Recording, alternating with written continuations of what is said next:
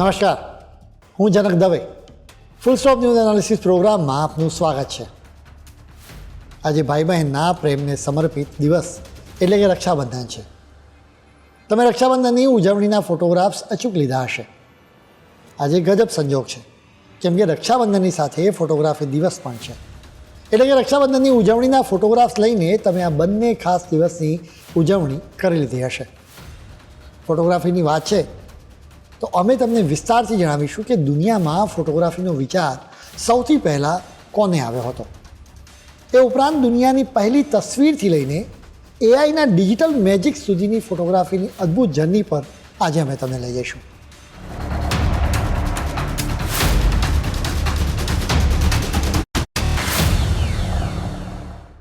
આજે દરેકના હાથમાં સ્માર્ટફોન છે, એટલે દરેક વ્યક્તિ ફોટોગ્રાફ ક્લિક કરી શકે છે. બલકે આજે આખી ફિલ્મ અને ટીવી ઇન્ડસ્ટ્રી તેમજ ન્યૂઝ ચેનલ્સ કેમેરા પર જ ટકી છે. આજે આપણે નવી જગ્યાએ જઈએ કે ખાસ લોકોને મળીએ ત્યારે એ પળને કેમેરામાં કેપ્ચર કરી લઈએ છીએ, જેથી એ યાદગાર રહે. અત્યારે પળવારમાં જ ફોટોગ્રાફ્સ ક્લિક થઈ જાય છે. જો કે કેમેરાની શોધ થઈ હતી ત્યારે એક ફોટોગ્રાફ્સ લેતા કલાકોનો સમય લાગતો હતો. કેમેરાનો ઇતિહાસ ખૂબ જ રસપ્રદ છે. જોકે સાયન્સે આટલી પ્રગતિ નહોતી કરી ત્યારે લોકો ચિત્રો દ્વારા જ પોતાની યાદોને સંભાળતા હતા. કેમેરાની શોધ પહેલાં લોકો ચિત્રકારો પાસેથી પોતાના ચિત્રો બનાવડાવતા હતા. જોકે જિંદગીની દરેક પળને કેપ્ચર કરવી પેઇન્ટિંગ દ્વારા શક્ય જ નહોતું. આ જ અશક્ય કામને શક્ય બનાવવા માટે કેમેરાની શોધ કરવામાં આવી. કેમેરાની શોધના કારણે બીજા અનેક ઇન્વેન્શન પણ થયા છે. એ કહેવું પણ ખોટું નથી કે કેમેરાએ આ દુનિયાને જોવાનો એક અલગ દૃષ્ટિકોણ આપ્યો છે. અમે તમને જણાવીશું કે સૌથી પહેલાં કેમેરાની કલ્પના કોણે કરી હતી અને કયા વર્ષે કેમેરાથી પહેલી તસવીર મેળવવામાં આવી હતી. અત્યારે આપણે કેમેરાને જે સ્વરૂપમાં જોઈએ છીએ ત્યાં સુધી પહોંચવામાં કેમેરાએ લાંબી જર્ની કરવી પડી છે. કેમેરાને બનાવવામાં અનેક લોકોએ યોગદાન આપ્યું છે, એટલે કે કેમેરાનો વિકાસ તબક્કાવાર થયો છે. કેમેરા બનાવવાનો વિચાર સૌથી પહેલાં મોઝી નામના એક ચાઇનીઝ ફિલોસોફરને આવ્યો હતો, જેમણે 391 BC એટલે કે 2415 વર્ષ પહેલાં પોતાના પુસ્તકમાં કેમેરાનો વિચાર મૂક્યો હતો. મોજી એક દિવસ એક રૂમમાં હતા. તેમણે જોયું કે રૂમની એક દિવાલમાં નાના હોલથી સૂર્યના કિરણો રૂમમાં પ્રવેશી રહ્યા છે, જેનાથી એ રૂમની બહારના દ્રશ્યો રૂમમાં ઉલટી દિશામાં છપાઈ રહ્યા છે. એ જોઈને મોજીએ અનેક વર્ષો સુધી કેમેરા જેવું ડિવાઇસ બનાવવાની કોશિશ કરી હતી, જોકે તેમને સફળતા નહોતી મળી. કેમેરા બનાવવાનો પ્રયાસ અટક્યો નહોતો. 11મી સદીમાં અરબના ઇબ્ન અલ હૈયમે મોઝીના જ વિચારનો વિસ્તાર કર્યો હતો. તેમણે સમજાવ્યું હતું કે જો કોઈ રૂમમાં સંપૂર્ણપણે અંધારું હોય અને એની કોઈ દિવાલ પર હોલમાંથી સૂર્યકિરણો પ્રવેશે તો રૂમની બહારની વસ્તુઓનું ઉલટું ચિત્ર રૂમની દિવાલ પર જ છપાઈ જશે. આ જ વિચારથી તેમણે એક યંત્ર બનાવ્યું હતું. તેમણે પહેલી વખત પિન હોલ કેમેરો બનાવ્યો હતો, જેને કેમેરા ઓબ્સ્ક્યુરા નામ આપવામાં આવ્યું હતું. મહાન પેઇન્ટર અને ઇન્વેન્ટર લિયોનાર્ડો વિન્ચીનું પણ કેમેરાની સાથે કનેક્શન છે. લિયોનાર્ડોએ તેમની નોંધમાં કેમેરા ઓબ્સ્ક્યુરાનું વર્ણન કર્યું હતું. તેમણે એ સમયે જણાવ્યું હતું કે પ્રકાશ અને પડછાયાના કારણે જ ઇમેજીસ ક્રિએટ થાય છે. તેમણે અત્યારના જેવો કેમેરો ક્રિએટ નહોતો કર્યો, જોકે અત્યારના કેમેરાનો આધાર જ લાઇટ, ઓપ્ટિક્સ અને ઇમેજ પ્રોજેક્શન વિશેના તેમના વિચારો છે. બલકે લિયોનાર્ડોના પેઇન્ટિંગ્સમાં પણ અદ્ભુત રીતે શેડો જોવા મળે છે. લિયોનાર્ડોના સમયગાળા બાદ કેમેરા ઓબ્સ્ક્યુરાનો ઉપયોગ થવા લાગ્યો હતો, જે વાસ્તવમાં એક પ્રોજેક્ટર તરીકે કામ કરતો હતો. જોકે એમાં મુશ્કેલી હતી કે તસવીરો ઉલટી મળતી હતી. બાદમાં કેટલાક લોકોએ એનો ઉપાય શોધી નાખ્યો, જેમાં કાચનો ઉપયોગ કરીને ઉલટી તસવીરને સીધી કરી દેવામાં આવતી હતી, એટલે કે મિરર ઇમેજિંગ. ફોટોગ્રાફીની આ ટાઈમ જર્નીમાં આપણે સીધા વર્ષ 1820ના દશકમાં આવીએ. આ વર્ષે જોસેફ નિપ્સ નામના એક વ્યક્તિએ કેમેરા બનાવવાની દિશામાં પ્રોગ્રેસ કર્યો હતો. તેમના ધ્યાને એક ખાસ વાત આવી હતી.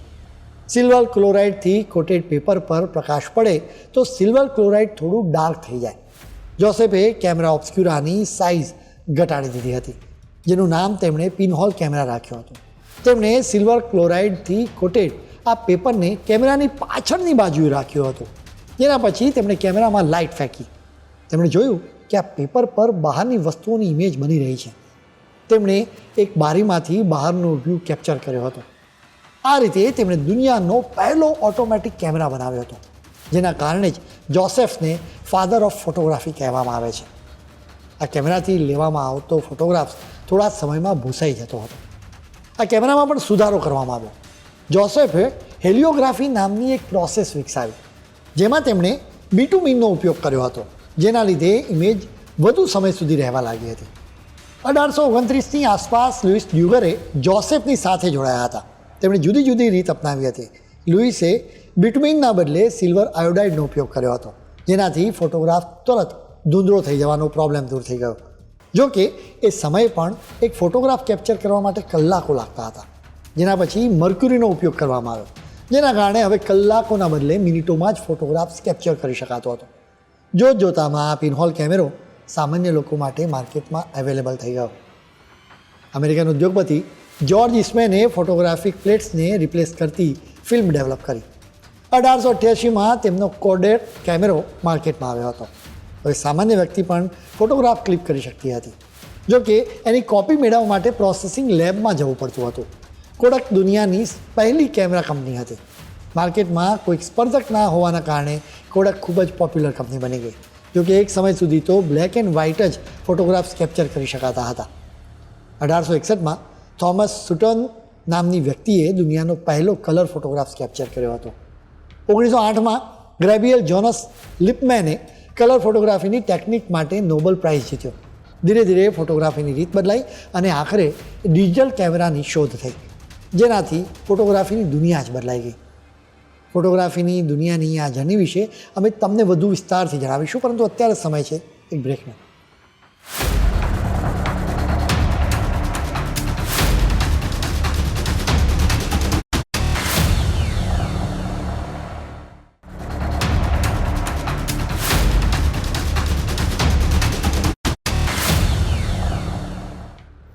બ્રેક બાદ આપનું સ્વાગત છે. ફોટોગ્રાફીના ભૂતકાળ વિશે અમે તમને જણાવ્યું. હવે વર્તમાનની વાત કરીશું. અમે તમને જણાવ્યું હતું કે ભૂતકાળમાં એક ફોટોગ્રાફ કેપ્ચર કરવા માટે ભારે મહેનત કરવી પડતી હતી. જો કે હવે સ્માર્ટફોનના કારણે કોઈ પણ વ્યક્તિ સહેલાઈથી ફોટોગ્રાફ્સ કેપ્ચર કરી શકે છે, ફિલ્મ પણ ઉતારી શકે છે. એક સમયે એક ફોટોગ્રાફ લેવા માટે મર્ક્યુરી જેવા ભયાનક કેમિકલ, ભારે સાધનો અને એક સંત જેવી ધીરજની જરૂર પડતી હતી. એટલું જ નહીં, તેમણે અંધારિયા રૂમમાં ભારે મહેનત કરવી પડતી હતી. 20મી સદીના અંતમાં ડિજિટલ ફોટોગ્રાફીના કારણે સિનારીઓ જ બદલાઈ ગયો હતો. 1990ના દશકમાં ડિજિટલ કેમેરા આવ્યા, જેના લીધે ફિલ્મ ડેવલપ થવા માટે રાહ જોવાની હવે જરૂર ના રહી. ઇન્સ્ટન્ટ ફોટોગ્રાફ ક્લિક કરીને જોઈ અને મેળવી શકાય. પહેલાં ફોટોગ્રાફી માટે સ્કિલ અને વિઝનની જરૂર પડતી હતી. જો કે હવે એક નોર્મલ ફોટોગ્રાફ્સ કેપ્ચર કરવા માટે સ્કિલની એટલી જરૂર રહી નથી. સાથે કોઈપણ પ્રકારનો સસ્પેન્સ પણ ના રહ્યો. ફોટોગ્રાફીમાં મેગાપિક્સલ રિવોલ્યુશન આવ્યું. લોકો એકબીજાને કેમેરામાં મેગાપિક્સલ વિશે પૂછવા લાગ્યા. હકીકતમાં કેટલાક લોકો ફોટોગ્રાફી કરવા માટે જ વેકેશન કરતા હોય એવી સ્થિતિ પણ સર્જાય. જાણે કે કેમેરાના જેટલા પિક્ચર્સ વધારે, વેકેશન એટલું જ મજેદાર રહે. જેટલા વધુ પિક્સલ એટલા ફોટોગ્રાફ્સ વધુ સારા આવે. ફોટોગ્રાફ સારા હોય તો જ સોશિયલ મીડિયા પર એને વધારે લાઇક્સ મળે, અને લાઇક્સ મળે તો જ વેકેશન એન્જોય કર્યું હોવાની ખાતરી થાય. ફોટોગ્રાફ્સને લાઇક્સ ન મળે તો વેકેશનની કોઈ અર્થ જ ના હોય એમ લાગવા લાગે. લોકો જમતા, નાચતા અને કૂદતા દરેક એક્ટિવિટીઝના ફોટોગ્રાફ પોસ્ટ કરવા લાગ્યા. જાણે કે ફોટોગ્રાફ્સ દ્વારા જ આખી જિંદગી સોશિયલ મીડિયા પર લોકો સમક્ષ ખુલ્લી કરી દેવાની. મહાત્મા ગાંધી કહેતા હતા કે મારું જીવન ખુલ્લી કિતાબ જેવું છે. જોકે આજે સોશિયલ મીડિયા યુઝર્સ કહી શકે છે કે અમારું જીવન ઓપન સોશિયલ મીડિયા છે. ફોટોગ્રાફ્સને વધારે સારો બનાવવા માટે પણ ટૂલ્સ આવ્યા. ફોટોશોપ અને બીજા ફોટો એડિટિંગ સોફ્ટવેરના કારણે ફોટોગ્રાફ્સને વધારે સારો બનાવાયો. ચહેરા પરની કરચલીઓ ક્રીમથી દૂર ન થઈ હોય તો પણ વાંધો નથી. ફોટોશોપથી કરચલીઓ અને ચહેરા પરના ડાઘ દૂર કરી શકાય. દાંતને પણ ચમકાવી શકાય છે. ફોટો એડિટિંગ પ્લાસ્ટિક સર્જનની પણ ગરજ સારે છે. પાર્ટનરથી અલગ થયા હો તો ફોટોશોપ કરીને ફોટોગ્રાફ્સમાંથી તેને આઉટ પણ કરી શકાય છે. જાણે કે દરેકને એક જાદુઈ છડી મળી ગઈ. ફોટો એડિટિંગના ટૂલ્સના પહેલાં જ ફોટોગ્રાફ્સને સાચા માની લેવામાં આવતા હતા. જોકે ફોટોશોપ જેવા ટૂલ્સના કારણે હવે ફોટોગ્રાફ્સ પર પણ વિશ્વાસ કરવો મુશ્કેલ છે, કેમ કે ચહેરા પર અનેક મોહરા લગાવવામાં આવે છે. એટલે કે હવે માણસોની સાથે તસવીરો પણ ખોટું બોલવા લાગી છે. ફેસબુક, ઇન્સ્ટાગ્રામ અને સ્નેપચેટ ફોટોગ્રાફીને એક અલગ જ લેવલ પર લઈ ગયા. સોશિયલ મીડિયાના કારણે ફોટોગ્રાફ્સ અંગત યાદો કે આર્ટ ગેલેરી પૂરતા ન રહ્યા, બલકે હવે દુનિયાને બતાવવા માટે ફોટોગ્રાફ્સ ક્લિક કરવામાં આવે છે. સેલ્ફીના કારણે તો ફોટોગ્રાફીનો ક્રેઝ વધ્યો. ફોટોગ્રાફીની દુનિયામાં હવે નવું શું આવશે એ પણ હવે તમને જણાવીશું. અત્યારે કેમેરો માત્ર ફોટો લેવાનું કામ નથી કરતો, બલકે પરફેક્ટ ફોટો કેપ્ચર કરવા માટે કેમેરો ઓટોમેટિકલી એડજસ્ટમેન્ટ કરે છે. એઆઈ એલ્ગોરિધમ હવે રિયલ ટાઈમમાં આસપાસના વાતાવરણનું એનાલિસિસ કરે છે, વસ્તુઓને ઓળખે છે, ઉપરાંત એક્સપોઝ અને ફોકસ બાબતે પણ ઇન્ટેલિજન્ટ નિર્ણયો લે છે. એઆઈ હવે પર્સનલ ફોટોગ્રાફરની ગરજ સારે છે, જેના કારણે સામાન્ય લોકો પોતાના ફોટોગ્રાફ્સને વધારે ક્રિએટિવ બનાવી શકે છે. લોકો તેમની કંકોત્રી અને ફ્રેન્ડશિપ કાર્ડને એઆઈનો ઉપયોગ કરીને વધારે મજેદાર બનાવી શકે છે. ફોટોશોપનું આગમન થયું ત્યારે ફોટોગ્રાફમાં છેડછાડની ઘટનાઓ બનવા લાગી. જોકે હવે એઆઈના કારણે તો આખો બનાવટી ફોટોગ્રાફ ક્રિએટ કરવામાં આવી શકે છે. એટલા માટે જ સામાન્ય લોકો માટે ફેક અને રિયલ ફોટોગ્રાફ વચ્ચેનો ફરક કરવો મુશ્કેલ થઈ ગયો છે. એઆઈથી ખોટી તસવીરો ક્રિએટ કરીને ચોક્કસ વર્ગની ઉશ્કેરણી પણ થઈ શકે છે. પાકિસ્તાન અને ચીન ભારતની વિરુદ્ધ ફેક કન્ટેન્ટ તૈયાર કરવા માટે એઆઈ દ્વારા ક્રિએટ કરવામાં આવતી તસવીરોનો ઉપયોગ કરી રહ્યા છે. આઘાતજનક વાત એ છે કે કેટલાક મીડિયા હાઉસીસે પણ ફેક તસવીરોને રજૂ કરી હોવાનું જોવા મળ્યું છે. એટલા માટે જ તમારે સમાચાર માટે વેરીફાઈડ ન્યૂઝ આપતા અખબારો અને ન્યૂઝ ચેનલ પર જ આધાર રાખો. હવે અમે ભારતના ઇતિહાસની કેટલીક યાદગાર તસવીરો અને એની કહાની તમને જણાવીશું, પરંતુ સમય છે વધુ એક બ્રેકનો.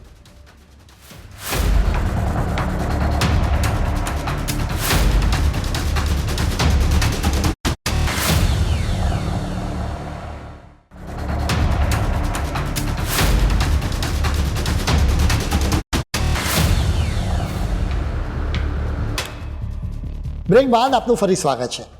એક તસવીર 1000 શબ્દોની ગરજ સારે છે. આજે અમે ભારતના ઇતિહાસના પુરાવા સમાન આવી જ કેટલીક તસવીરો રજૂ કરીશું. આ તસવીરમાં 2 નોબેલ પ્રાઇઝ વિજેતા સાથે જોવા મળે છે, જેમાંથી એક રવિન્દ્રનાથ ટાગોર અને બીજા આલ્બર્ટ આઇન્સ્ટાઈન છે. 1930ની 14મી જુલાઈએ બર્લિનમાં તેમની મુલાકાત થઈ હતી. એ દરમિયાનનો આ ફોટોગ્રાફ છે. ટાગોર આઇન્સ્ટાઈનના મહેમાન બન્યા હતા. તેમણે બંને પ્રોટોનથી લઈને પરમાણુ સુધીના વિષયો પર વાતચીત કરી હતી. હવે એ જ દશકના બીજા એક ફોટોગ્રાફની પણ તમને વાત કરીએ. આ તસવીરમાં મહાત્મા ગાંધી અને સુભાષચંદ્ર બોઝ એક સાથે જોવા મળી રહ્યા છે. એક સમયે તેઓ બંને સાથે જ હતા. સુરતના હરિપુરામાં કોંગ્રેસના અધિવેશનની આ તસવીર છે. ગાંધીજી અને નેતાજીની સાથે આ તસવીરમાં શેઠ જમનાલાલ બજાજ અને દરબાર ગોપાલદાસ દેસાઈ પણ જોવા મળ્યા હતા. આ જ અધિવેશનમાં ગાંધીજી અને નેતાજીની આ બીજી તસવીર પણ તમે ધ્યાનથી જુઓ, જેમાં તેમની સાથે ડૉક્ટર રાજેન્દ્ર પ્રસાદ અને સરદાર વલ્લભભાઈ પટેલ પણ જોવા મળે છે. આ તસવીરો દ્વારા અમે ભારતના ઇતિહાસને રજૂ કરી રહ્યા છીએ. હવે તમે કલકત્તા એટલે કે અત્યારના કોલકાતાની આ તસવીર જુઓ. આ તસવીર છેક 1926ના 26મી એપ્રિલે લેવાઈ હતી. આ અંગ્રેજ સૈનિકોને શાંતિ જાળવવા માટે તૈનાત કરવામાં આવ્યા હતા. એ સમયે કોલકાતામાં હિન્દુઓ અને મુસલમાનો વચ્ચે રમખાણો ફાટી નીકળ્યા હતા. આ તસવીરમાં અંગ્રેજ સૈનિકો આરામ ફરમાવતા જોવા મળે છે. લાઈફ નામના એક અમેરિકન મેગઝીને 1947ની 18મી ઓગસ્ટે આ ફોટોગ્રાફ પબ્લિશ કર્યો હતો. ડેવિડ ડગલાસે ક્લિક કરેલા આ ફોટોગ્રાફમાં BS કેશવન જોવા મળે છે, જ્યાં એક તરફ પાકિસ્તાન અને બીજી બાજુ ઇન્ડિયા લખેલું પણ વંચાય છે. આ ફોટોગ્રાફ નવી દિલ્હીની ઇમ્પેરિયલ સચિવાલય લાઇબ્રેરીનો હોવાનો દાવો કરવામાં આવી રહ્યો છે, જ્યાં પુસ્તકોના વિભાજનની કામગીરી કરવામાં આવી હતી. એ સમયે દેશની બીજી સરકારી લાઇબ્રેરીઓના વિભાજનની પણ માંગણી ઉઠી હતી. હવે બીજા એક ફોટોગ્રાફ્સની વાત કરીશું. 1948ની 30મી જાન્યુઆરીએ નથુરામ ગોડસે મહાત્મા ગાંધીની હત્યા કરી હોવાની વાત દેશમાં ફેલાતા જ તમામ દેશવાસીઓ સ્તબ્ધ થઈ ગયા હતા. ગાંધીજીની અંતિમ વિધિમાં લગભગ 10 લાખ લોકો એકઠા થયા હતા. અંતિમ યાત્રા 5 માઇલ જેટલી લાંબી હતી. આ અંતિમ વિધિ વખતે કેટલાક લોકો તો વીજળીના થાંભલા પર ચડી ગયા હતા, જેની તમે આ તસવીર જોઈ રહ્યા છો. રાષ્ટ્રપિતાને અંજલિ આપવા માટે મોટી સંખ્યામાં લોકો ઉમટી આવ્યા હોવાના કારણે પોલીસને પણ કંટ્રોલ કરવામાં ખૂબ જ મુશ્કેલ થઈ હતી. આ ફોટોગ્રાફ અદ્ભુત છે. ભારતને આઝાદી મળી એ દિવસે આ તસવીર મેળવવામાં આવી હતી, જેમાં તમે ભારતના ધ્વજને સલામ કરતા લોર્ડ માઉન્ટબેટનને જોઈ શકો છો. અંગ્રેજોએ ભારત પર લગભગ 200 વર્ષ સુધી રાજ કર્યું. ભારતને આઝાદ કરવાનો તેમનો કોઈ ઈરાદો જ નહોતો. જો કે ભારત આઝાદ થઈને જ રહ્યું અને એક અંગ્રેજે ભારતના રાષ્ટ્રધ્વજને સલામી પણ આપવી પડી. આ તસવીરમાં લોર્ડ માઉન્ટબેટનની સાથે પંડિત નહેરુ પણ જોવા મળે છે. હવે લગભગ એવા જ પ્રકારની અત્યારના સમયની એક તસવીર તમે જુઓ. ઋષિ સુનક બ્રિટનના પીએમ હતા. એ સમયની આ તસવીર છે. તેઓ પીએમ બન્યા ત્યારે તેઓ તેમના પત્ની અક્ષતા અને તેમના કૂતરાની સાથે બ્રિટનના પીએમના સત્તાવાર નિવાસસ્થાને ગયા. એ સમયની આ તસવીર છે. આ તસવીર નવેમ્બર 2022ની છે. એ સમયે આ તસવીરની ખૂબ ચર્ચા થઈ હતી. સોશિયલ મીડિયા પર લોકોએ એને કર્મનું ચક્ર ગણાવ્યું હતું. અંગ્રેજોના શાસન વખતે દરેક શહેરમાં તેમની એક ક્લબ હતી, જેની બહાર એક બોર્ડ રહેતું હતું. આ બોર્ડ પર લખવામાં આવતું હતું કે ભારતીયો અને કૂતરાઓને એન્ટ્રી નહીં. એટલે કે અંગ્રેજો ભારતીયો અને કૂતરાઓની વચ્ચે કોઈ ફરક જ નહોતા કરતા. જો કે અંગ્રેજો પર રાજ કરવા માટે સુનક પોતાના શ્વાનની સાથે બ્રિટનના પીએમના સત્તાવાર નિવાસસ્થાને ગયા હતા. હવે આ તસવીર પર પણ તમે નજર કરો.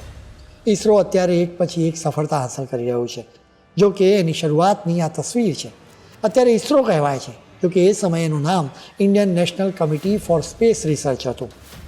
ભારતના વૈજ્ઞાનિકોની પાસે એ સમયે કોઈ જ રિસોર્સિસ નહોતા. 1962માં ઈસરોની સ્થાપના થઈ હતી. એના એક વર્ષ પછી ઈસરોએ એનું પહેલું રોકેટ લોન્ચ કર્યું હતું. આ રોકેટ્સના પાર્ટ્સને સાયકલ પર લઈ જવામાં આવ્યા હતા. હવે એના 50 વર્ષ પછી આપણે મૂન અને માર્સ મિશન પાર પાડ્યા છે. પાકિસ્તાને 1965માં ભારત પર અનેક મોરચેથી હુમલા કર્યા હતા. કચ્છથી લઈને કાશ્મીર સુધી હુમલા કરવામાં આવ્યા હતા. આ તસવીર આ યુદ્ધ દરમિયાનની છે. આ યુદ્ધમાં ભારતે પાકિસ્તાનને જડબાતોડ જવાબ આપ્યો હતો. ભારતીય જવાનોએ તમામ મોરચે પાકિસ્તાનના સૈનિકોને પછડાટ આપી હતી. આખરે સપ્ટેમ્બરમાં સંયુક્ત રાષ્ટ્રે યુદ્ધ વિરામ કરાવ્યો હતો. ક્રિકેટના પ્રશંસક માટે આ તસવીર ખૂબ જ યાદગાર છે. કપિલ દેવની લીડરશિપમાં ટીમ ઇન્ડિયા વર્લ્ડ કપ જીત્યું હતું. વળી ઇંગ્લેન્ડના લોર્ડ્સના મેદાનમાં આ ભવ્ય જીત હાંસલ થઈ હતી.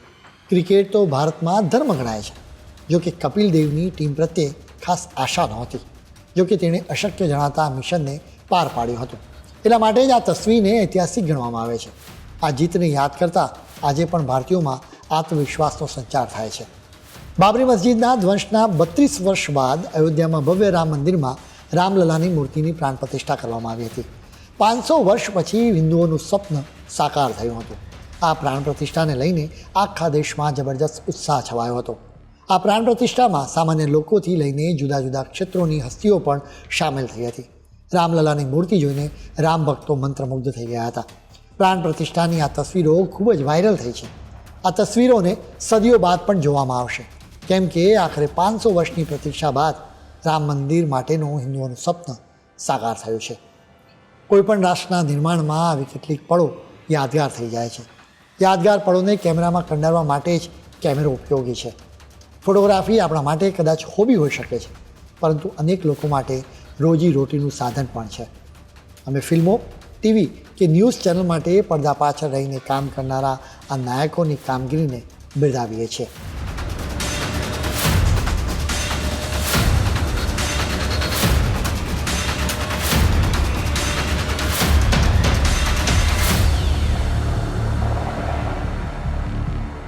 ખેર, આજના બુલેટિનમાં આજે આટલું જ. નવા મુદ્દાઓ સાથે કાલે ફરી મળીશું. ત્યાં સુધી મને રજા આપશો. નમસ્કાર.